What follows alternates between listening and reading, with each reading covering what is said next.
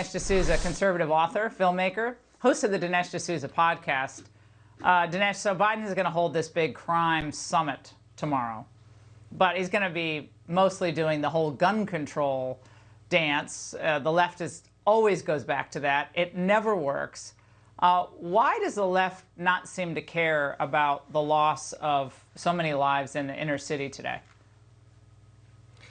Well, on the face of it, the left is pursuing behavior that is, and policies that are just manifestly irrational, because the two biggest deterrents to crime are, number one, a kind of vigorous police force, which is a deterrent because they're going to get you.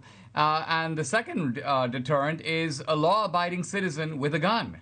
Though if I was a criminal, I wanted to enter a home to, let's say, do a home invasion or a robbery, the one thing that would give me pause is if I thought that the owner might have a firearm, because that puts me, not just him and his family, at risk. So the Democrats, weirdly enough, go after the two main deterrents to crime: defund the police, restrict the police, limit them in all kinds of ways, and then take away the guns of law-abiding citizens. And then they're like, wow, we can't believe it, crime rates are going up. So they're attacking the very remedies of crime and then feigning astonishment when they get the predictable results of their own policies. Well, the Miami police chief didn't hold back when describing the biggest problems with the surge in crime we're seeing today. Watch. I'm concerned about our criminal justice system, our courts that have been shut down across the country.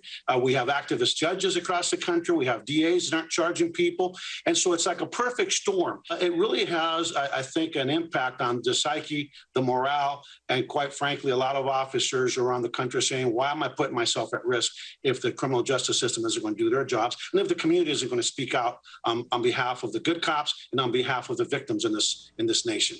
Yeah, I mean, these are civil servants. They want to do their jobs. I mean, I know there's, as John said, there's always going to be the bad cop, and like it is in any profession. There's going to be someone who shouldn't have that job. But these are dedicated people. We were just down in Volusia County, Florida, last week, and these are amazing individuals from all walks of life, all ethnicities, all races, and they just want to do their job.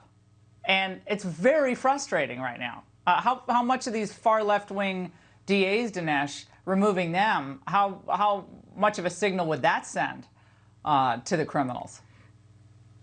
See, I think, Laura, the problem is that you have a situation that, as far as I know, is unprecedented in this country. It's unprecedented in the world, because you've got criminals all over the world, but you're much safer in a favela in Brazil, you're much safer in a slum in Bombay than you are in a lot of these inner cities. Now, how is that possible? The criminals can't pose the threat on their own. There has to be a very powerful criminals lobby. And so these left-wing DAs, who are supposed to be the good guys, they're supposed to be guys going after the criminals, they are sort of in league with the criminals. They're the enablers of the criminals. Then you have the media, which is pursuing its own ideological agenda. So you have a criminals lobby. It's called the Democratic Party. And by making it easy for criminals in America in a way that, as I say, is unprecedented, I think, in the country's history, and if perhaps in the world today, that's why we're seeing this kind of festering epidemic of crime. It is not caused just by the criminals. It's caused by the society making it easier for the criminals. Yeah, the alliance among the media, the Democrat Party, far-left activists.